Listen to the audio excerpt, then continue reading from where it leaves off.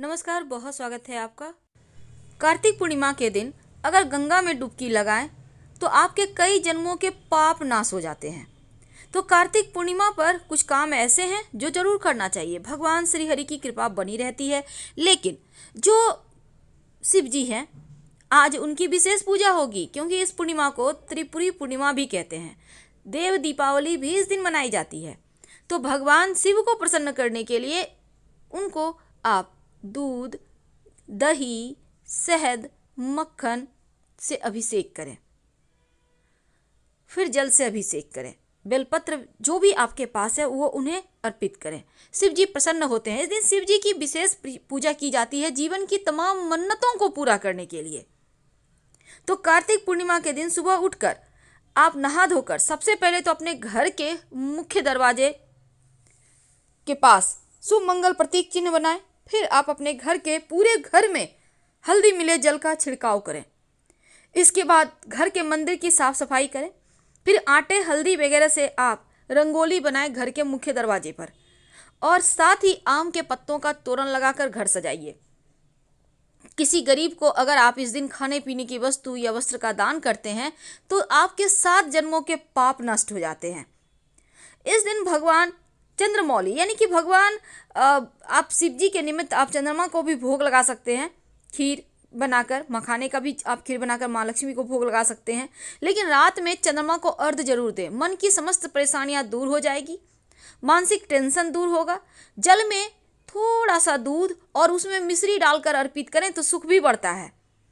आप चाहें तो आप पूरे परिवार के साथ जल अर्घ कर सकते हैं, पर स्नान वगैरह करके ही कीजिएगा। इस दिन तुलसी का बहुत महत्व है, तुलसी पूजा का। दोनों बेला तुलसी जी की पूजा करें और तुलसी जी के पास घी का एक दिया जलाएं। क्योंकि वैसे तो जो श्रद्धालु कार्तिक स्नान करते हैं पूरे महीने का तुलसी जी के पास दिया जलाते हैं। लेकिन आप अगर पूरे महीने नहीं भी नहाए हैं, कोई बात नहीं, आप तुलसी जी के पास शाम में दिया जरूर जलाएं। ऐसा करने से माँ लक्ष्मी की कृपा बरसती रहती है। इस दिन माँ लक्ष्मी के साथ भगवान श्री हरि विष्णु दोनों की एक साथ पूजा करें। सत्यनारायण भगवान की कथा करवाएं और उसके बाद धनिया की पंजीरी, सिंघाड़ा पानी वाला, मखाना, गन्ने का भोग लगाएं। श्री हरि विष्णु माँ लक्ष्मी की कृपा बरसती रहेगी। इस दिन धनिया का छोटा सा प्रयोग किया जाता है। धनिया की पंजीरी तो आप बनाकर उनको भोग लगाएंगे ही, साथ ही धन वैभव पाने के लिए माँ लक्ष्मी को विशेष तरीके से मनाएंगे। जब उनकी पूजा करें तो धनिया थोड़ा सा माँ लक्ष्मी के सामने भोग लगा दीजिए, धनिया और मिश्री का। माँ लक्ष्मी के सामने धनिया, सूखा धनिया, याद रखिए सूखा धनिया और मिश्री या चीनी के दाने का भोग लगाइए। बाद में इसको प्रसाद के रूप में पूरी परिवार के साथ खाइएगा। आप चाहें तो धनिया की पंजीरी बनाकर भी भोग लगा सकते हैं। थोड़ा सा लगाइएगा ताकि प्रसाद में खा के वो खत्म हो जाएगा। अगर बच जाता है तो पौधे में डाल दें, उसका पेड़ उगाएगा। फिर आप पेड़ को मजे से खाइए, कोई दिक्कत नहीं है। धनिया की पत्ती का खाना बनाने में यूज कर सकते हैं। तो आप अगर दीपावली के दिन, चूंकि आपने धनिया बोया होगा और उसका पेड़ भी निकल रहा होगा, क्योंकि हमारे यहाँ तो निकल रहा है तो आपके यहाँ भी निकल रहा होगा। नहीं निकल रहा है तो आज के दिन आपके पास एक मौका है धनिया को फिर से बोने का।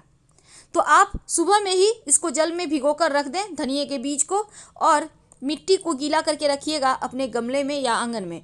फिर आप शाम के वक्त या शाम के पहले 3-4 बजे लगभग आप इस धनिया को अपनी क्यारी में बो दीजिए। और बोने के बाद बैठकर मत बोइएगा, खड़े खड़ या थोड़ा झुक कर बोइएगा। मिट्टी को हल्का सा कवर कर दें, नियमित रूप से हल्का हल्का पानी के छींटे डालते रहे, वो पेड़ उगाएगा।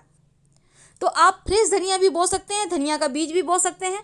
लेकिन इस दिन धनिया के 3 प्रयोग किए जाते हैं जो जीवन के मुश्किलों से आपको बाहर निकालेगा, जीवन के हर कठिनाइयों से आपकी रक्षा करेगा। पहला प्रयोग तो है कि एक मिट्टी का बर्तन ले लें, उसमें थोड़ा सा धनिया, एक सिक्का रख दें, उसमें थोड़ा पानी डाल दें और इसको रहने दें पूरे पूर्णिमा के दिन रात, यानी पूर्णिमा के अगले दिन।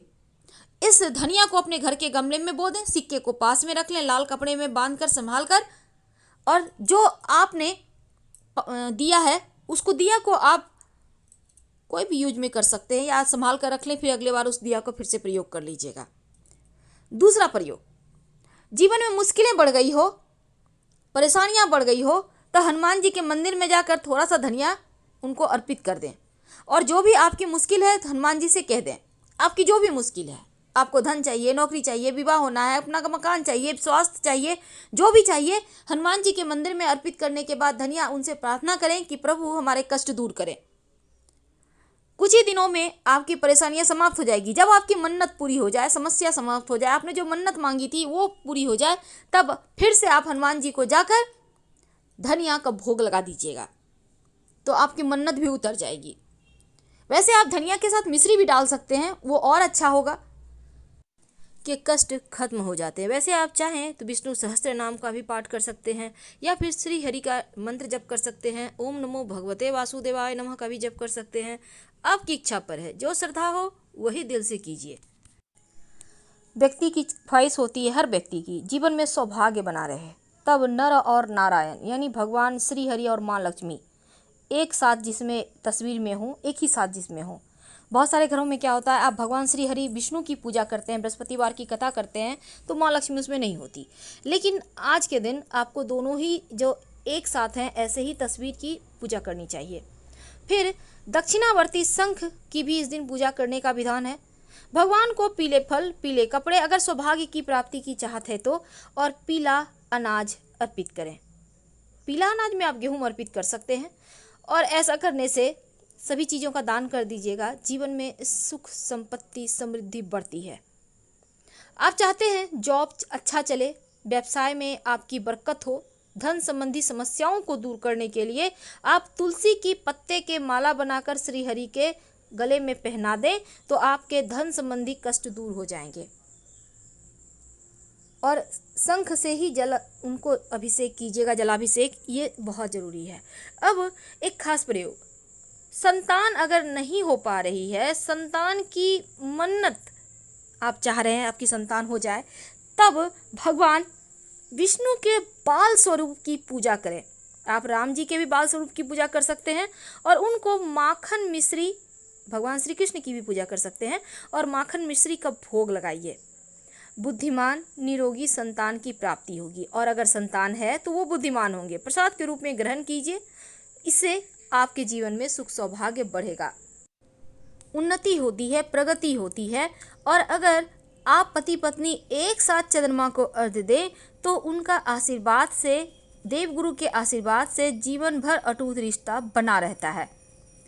क्योंकि अगर आप धन की मुश्किलों से बचना चाहते हैं, आप चाहते हैं धन आता रहे, तब इस पूर्णिमा के दिन माँ लक्ष्मी को कौड़ी अर्पित करें, और फिर कौड़ी पर हल्दी या फिर केसर अर्पित करें। लाल कपड़े में बांधकर धूप दीप दिखाकर इसको धन स्थान पे रख दें, तो कर्जों से राहत मिलती है, धन बढ़ता है।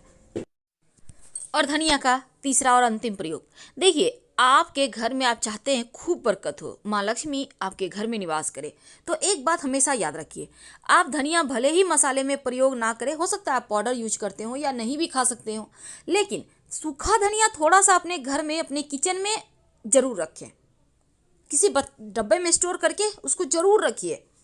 कुछ ऐसे मसाले हैं जो अपने घर में आप यूज करें या ना करें पर रखना चाहिए, उसमें एक धनिया भी है। दूसरा, धनिया सुख को बढ़ाता है, सौभाग्य को बढ़ाता है। और एक मिट्टी के बर्तन में थोड़ा सा धनिया, अगर आपने दीपावली में प्रयोग किया है तो फिर उसी में थोड़ा सा धनिया आज के दिन और डाल दीजिए उसी पात्र में। नहीं किया है तो एक मिट्टी के बर्तन में थोड़ा सा धनिया रखकर अपने घर के पूर्व स्थान पर रख दें। इसको आपको न यूज करना है, ना हिलाना डुलाना है, ना हटाना है। अब सफाई करने के लिए हटा भी रहे हैं तो कोई दिक्कत नहीं है, फिर से रख दीजिए। ये धनिया जितने दिन पड़ा रहेगा उतने दिन सुकून रहेगा। जो भी आपके घर के खुशियों को नजर लगा रहा होगा वो धनिया इसको भगाएगा, क्योंकि ये माँ लक्ष्मी का सूचक है। दैत्य रूपी परेशानी आपको परेशान नहीं करेगी। पर इस दिन कुछ खास दान किए जाते हैं, जैसे कि वस्त्र का दान, अन्न का दान। अगर चंद्रमा गड़बड़ हो तब आप दूध, चीनी, चावल का दान कर सकते हैं। अगर आपका चंद्रमा गड़बड़ नहीं है तो भूल कर भी दान ना करें। जब आप शिवलिंग की पूजा करेंगे तब शिव जी को आप चावल जरूर अर्पित कीजिएगा। जीवन की समस्त परेशानियां दूर होगी, मुश्किलें समाप्त होगी, मानसिक सुकून बढ़ेगा, सुख सौभाग्य बढ़ेगा। तो शाम के वक्त 5 जगह दीपक जलाने का आज के दिन विधान है। पहला, घर के तुलसी जी के पास। दूसरा, घर के मुख्य दरवाजे पर। तीसरा, पवित्र नदी सरोवर में। चौथा, आपके पूजा जहां आप पास के कोई मंदिर है वहां पर जाकर जलाएं। और अंतिम, पीपल के नीचे, क्योंकि माँ लक्ष्मी यहीं रहती। हम आपसे विदा लेते हैं। जानकारी अच्छी लगे तब लाइक कर सब्सक्राइब करें, अपनों से शेयर करें और कमेंट में हर हर महादेव जरूर लिखें। धन्यवाद।